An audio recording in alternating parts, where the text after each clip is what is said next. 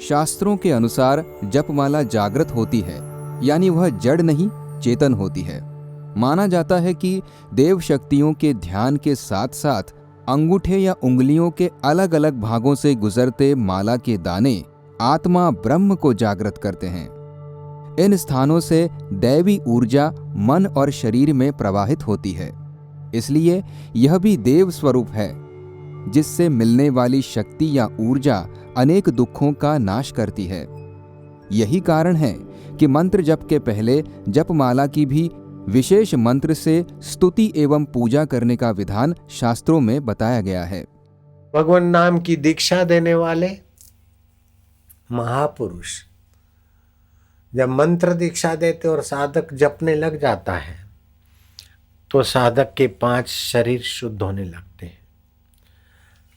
84 नाड़ियां भगवान नाम से पावन होने लगती है। 26 उपतकाओं में भगवान नाम का प्रताप पहुंचने लगता है।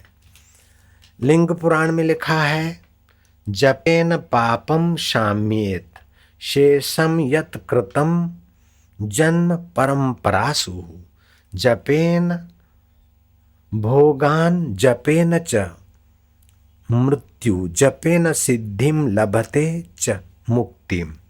भगवान नाम जपने के द्वारा अनेक जन्म परंपराओं, कई जन्म की परंपराओं के संचित पाप नष्ट हो जाते हैं।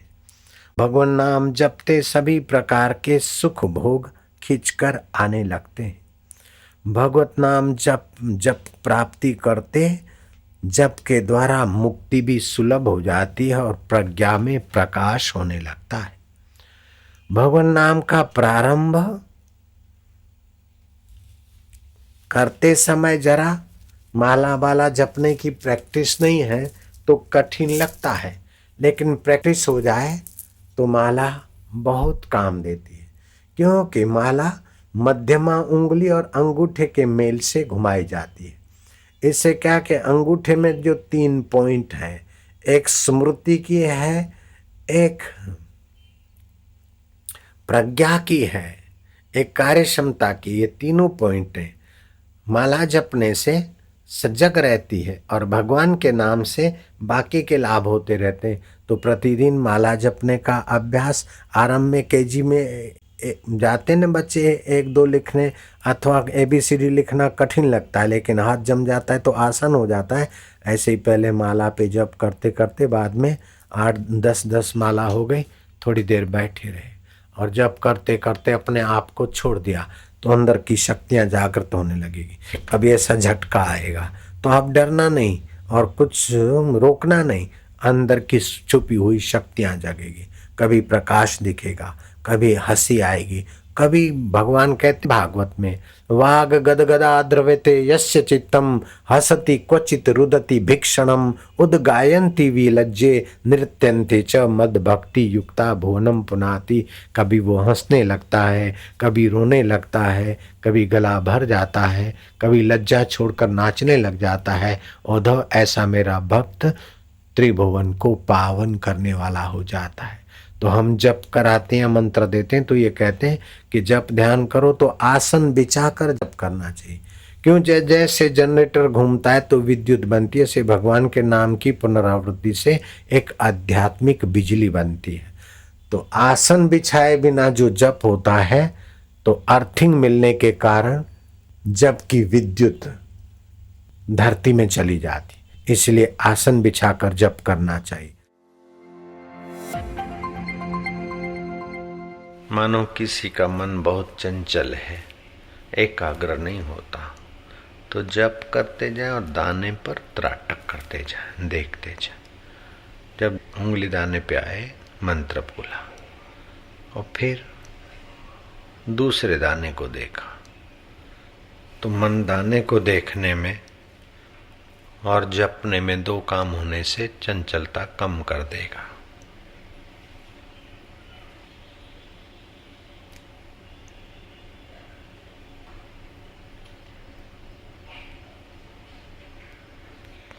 नजर और जपते जाए, इससे भी मन की एकाग्रता में मदद मिलेगी। दूसरा उपाय है कि अगर खुला आकाश है और अच्छा लगता है तो आकाश में निगाह टिकाए और जप करते जाए। तीसरा उपाय है जिसमें प्रीति हो, ओमकार में अथवा इस प्रकार के स्वस्तिक में,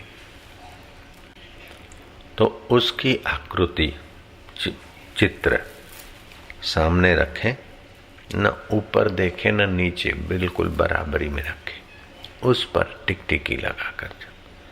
अथवा कोई हयात जागृत महापुरुष हो,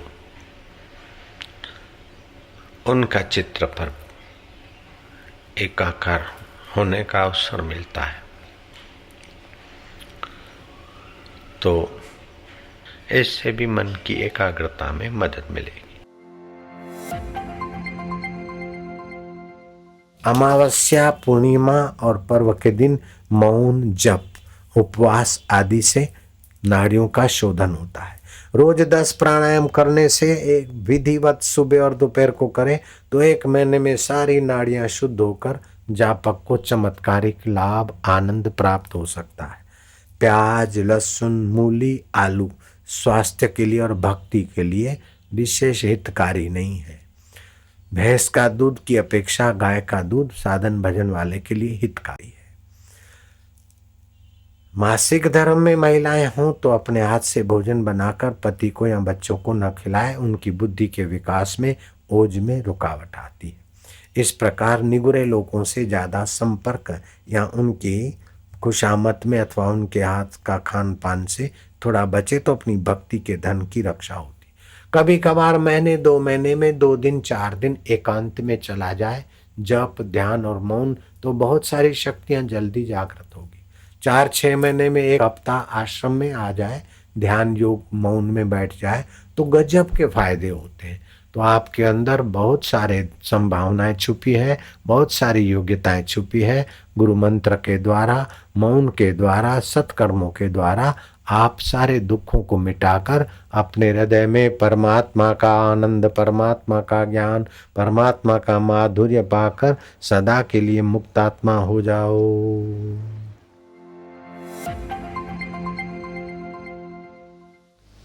अपनी माला दूसरे को नहीं देनी चाहिए और दूसरे की माला अपने नहीं जपनी चाहिए। सामान्य चैतन्य सब में है, तो माला में भी सामान्य चैतन्य परमात्मा है। और माला को जब पीपल के पत्ते पर रखकर उसको ग्रहण किया जाता है, पीपल के पत्ते पर रखकर माले माले महामाले ऐसा जप करके, थोड़ा ध्यान करके भगवान की दिव्यता, भगवान की चेतना इस माला में प्रवेश करो। ऐसी भावना करने के बाद माला के दाने खंडित न हो, फिर तुलसी की हो, चंदन की हो, रुद्राक्ष की हो, मणियों की हो, सुवर्ण की हो, जैसी हो। ये इष्ट सिद्धि नाम की पुस्तक में शायद वर्णन है माला वगैरह का। तो पीपल के पत्ते पर रख कर माला को और उसमें दिव्यता आरोपित करके भगवान का ध्यान करके फिर अगर माला जपी जाए, उस माला का जप अद्भुत होता है। और माला को पवित्र जगह पे रखनी चाहिए, नाभि से नीचे के हिस्से में माला स्पर्श न करे और माला न घूमे और दूसरे की नजर भी न पड़े तो अच्छा है। माला गौमुखी में हो अथवा वस्त्र में हो, ऐसे करके घुमा। जिस माला से परमात्मा का नाम लिया जाता है और जिस माला से परमात्मा के साथ संबंध जोड़ा जाता है, उस माला का मूल्य हम लोग नहीं जानते। माला जपते जपते कहीं रख दिया, कहीं रख दिया, नहीं। माला का एक एक मन का जो है उसमें सामान्य चैतन्य तो सब में है, लेकिन जब माला में आपने भावना की और प्राण प्रतिष्ठा जैसे मूर्ति में करते तो वो भगवान हो जाती है। ऐसे माला भी, माला महालक्ष्मी, माला महान विद्या, माला वास्तविक में मातृ। तो जिसमें मन लय हो जाए, जिसका सहारा लेकर मन परमात्मा में लय हो जाए, उसका नाम माला। माले माले महामाले, ऐसा करके माला का जप करके माला को ग्रहण करने के बाद उसकी पवित्रता जो संभालता है, उस साधक का मन दिव्यता के तरफ जाता है, निष्कामता के तरफ जाता है और ध्यान भजन में रुचि होती है। प्रतिदिन 1000 मंत्र जाप करने से आदमी का पतन नहीं होता है। मंत्र त्यागात भवेत दरिद्र, मंत्र का त्याग करने वाला दरिद्र होता है। धन का दरिद्र न हो तो विचारों का दरिद्र तो हो ही जाता है, आनंद का दरिद्र तो हो ही जाता है। तो हम लोग जब दुखी होते हैं, अशांत होते हैं, बेचैन होते हैं, तो थोपते हैं कि फलाने ने मेरा अपमान किया, फलाने ने विघ्न लाया। लेकिन हमारे पुण्यों की जब कमी होती है तभी हम दुखी होते, तभी बेचैन होते, अन्यथा बेचैनी या दुख दूसरा कोई नहीं दे सकता। को काहू को नहीं सुख दुख करि दाता, निज कृत कर्म भोगत ही भ्राता। तो जब जब दुख हो, अशांति हो, बेचैनी हो, तब तब समझे कि हमारा जप तप साधन भजन में कहीं न कहीं गड़बड़ है, कहीं न कहीं उससे लापरवाही की। पूजन के लिए आवश्यक सामग्री: 2 थालियां, एक माला पूजन के लिए, दूसरी सामग्री रखने के लिए, 2 कटोरी, 2 चम्मच अपने उपयोग के लिए एवं पूजन के लिए। पूजा की थाली में पीपल के 9 पत्ते, गंगाजल, पंचगव्य, चंदन, कुमकुम, फूल, तुलसी पत्ते, कलावा, धूप बत्ती, कपूर, माचिस, दीपक और अक्षत। पूजा कैसे करें? पूजा की थाली में पीपल का 1 पत्ता बीच में और बाकी 8 को अगल बगल इस ढंग से रखें कि अष्टदल कमल जैसा आकार बने।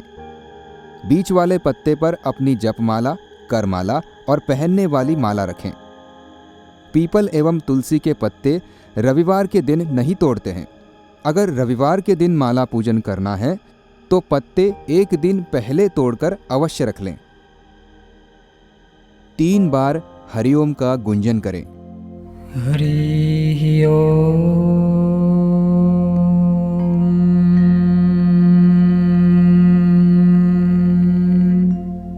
हरि ओम,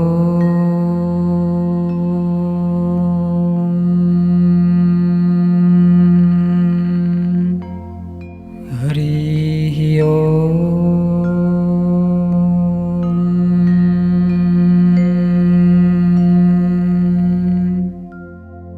सर्वप्रथम प्रथम पूज्य गणेश जी अपने सद्गुरुदेव या इष्ट देव और माला देवी का स्मरण करेंगे।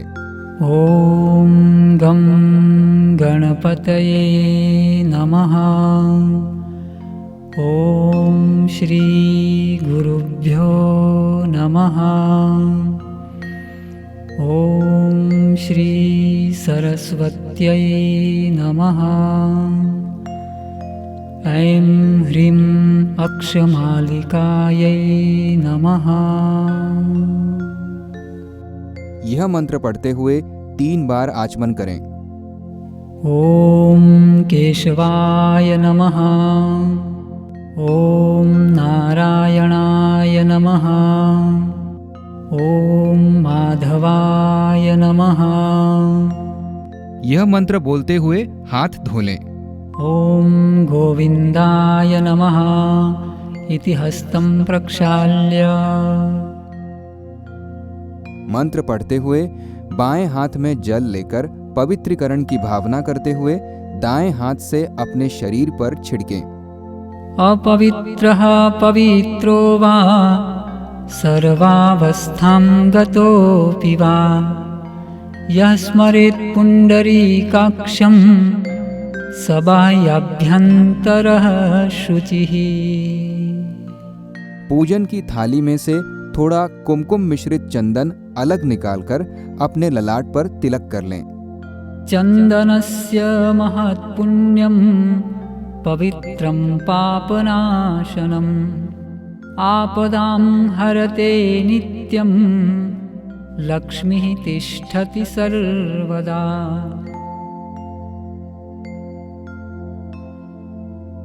हाथ में मौली बांध लें। भाई दाहिने हाथ में मौली बांधे और बहनें बाएं हाथ में मौली बांधें।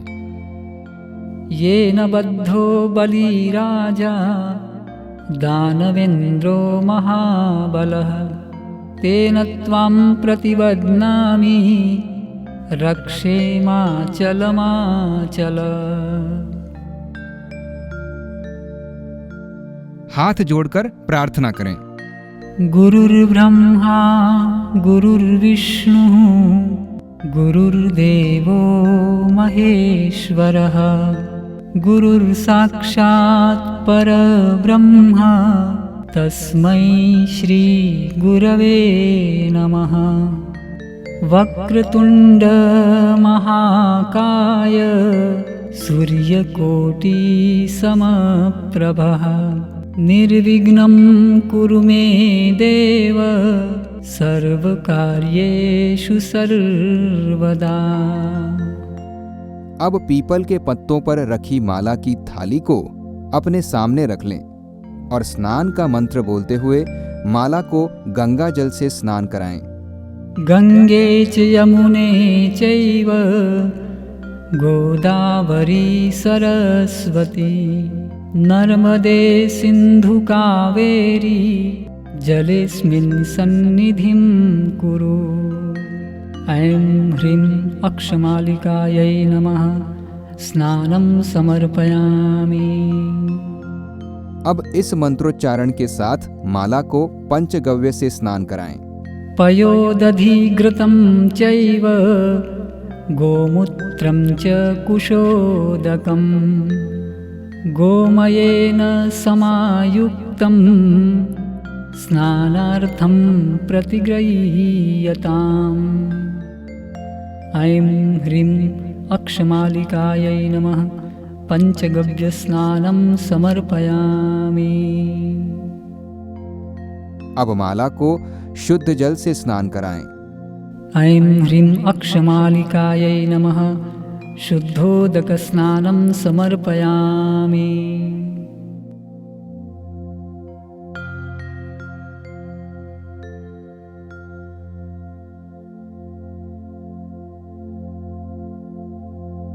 माला को गोल आकार बनाकर पीपल के पत्ते पर मेरु ऊपर रहे इस प्रकार थाली में रख दें।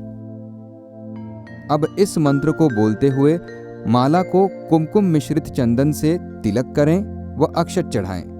चंदनस्य महत्पुण्यं पवित्रं पापनाशनम् आपदां हरते नित्यं लक्ष्मीः तिष्ठति सर्वदा। ऐं ह्रीं अक्षमालिकायै नमः गन्धं समर्पयामि। अक्षताश्च सुरश्रेष्ठा कुङ्कुमाक्ता सुशोभिता मया निवेदिता तुभ्यं ग्रहाण परमेश्वरी। ऐं ह्रीं अक्षमालिकायै नमः अक्षतान् समर्पयामि। माला को पुष्प व तुलसी पत्र चढ़ाएं। तुलसी हेमरूपा च रत्नरूपा च मञ्जरीं भवमोक्षप्रदां रम्याम् अर्पयामि हरिप्रियाम्।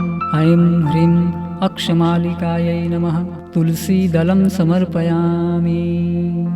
माल्यादीनि सुगन्धीनि मालत्यादीनि वै प्रभो मया नीतानि पुष्पाणि पूजार्थं प्रतिगृह्यताम्।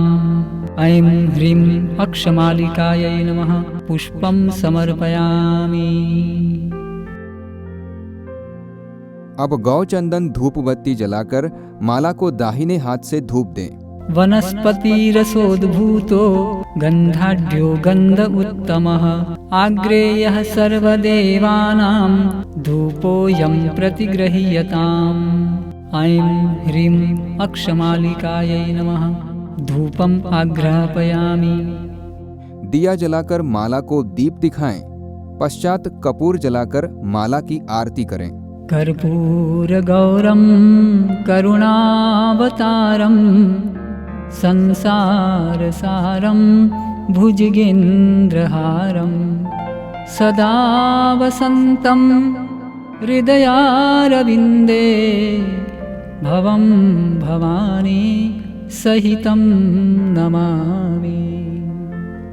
माला में इष्टदेव की प्रतिष्ठा की भावना से प्रार्थना करें। प्रतिष्ठा सर्वदेवानां मित्रा वरुण निर्मिता प्रतिष्ठाते करोम्यत्र मण्डलै देवतैः सह अखण्डानन्दबोधाय शिष्यसन्तापहारिणे सच्चिदानन्दरूपाय तस्मै श्री गुरवे नमः। दोनों हाथ जोड़कर माला में अपने सद्गुरुदेव या इष्टदेव की भावना करते हुए माला को प्रार्थना करें। माले माले महामाले सर्वतत्त्वस्वरूपिणी चतुर्वर्गस्त्वयि न्यस्तस्तस्मान्मे सिद्धिदा भव। त्वं माले सर्वदेवानां सर्वसिद्धिप्रदामता तेन सत्येन मे सिद्धिं देहि मातर्नमोऽस्तु ते। त्वं माले सर्वदेवानां प्रीतिदा शुभदा भव। शिवं कुरुष्व मे भद्रे यशो वीर्यं च सर्वदा। हे माले, हे महामाले, आप सर्वतत्व स्वरूपा हैं। आप में धर्म, अर्थ, काम और मोक्ष ये चारों पुरुषार्थ समाये हुए हैं। इसलिए आप मुझे इनकी सिद्धि प्रदान करने वाली होइए। हे माले, आप सभी देवताओं को समस्त सिद्धियां प्रदान करने वाली मानी जाती हैं। अतः मुझे सत्य स्वरूप परमात्मा की प्राप्ति रूपी सिद्धि प्रदान कीजिए। हे माते, मैं आपको प्रणाम करता हूँ। हे माले, आप मुझे सभी देवताओं तथा परम देव परमात्मा की प्रसन्नता प्रदान करने वाली होइए, शुभ फल देने वाली होइए। हे भद्रे, आप सदैव मुझे सत्कीर्ति और बल दीजिए और मेरा कल्याण कीजिए। इस प्रकार माला का पूजन करने से उसमें परमात्म चेतना का आविर्भाव हो जाता है। इसके पश्चात अपने गुरु मंत्र की एक माला करें। अब अपनी माला को दोनों हाथों से हार की तरह उठाकर सामने पकड़े रखें और अपने गुरुदेव के गले में माला पहना रहे हैं ऐसी भावना करें और गुरुदेव से प्रार्थना करें कि हे मेरे इष्टदेव, हे गुरुदेव, आप जड़ और चेतन सब में विराजमान हैं। जिस चैतन्य स्वरूप आत्म तत्व में आप नित्य स्थित हैं, उसमें हम भी आपके दिए हुए चेतन मंत्र को जपते हुए सर्वदा प्रतिष्ठित हो, ऐसी हम पर कृपा करें। जिन्होंने मंत्र दीक्षा नहीं ली है, वे अपने इष्टदेव का स्मरण और प्रार्थना कर सकते हैं। दोनों हाथ ऊपर करके 3 बार बोलेंगे। ॐ तं नमामि हरिं परम्। ॐ तं नमामि हरिं परम्। ॐ तं नमामि हरिं परम्।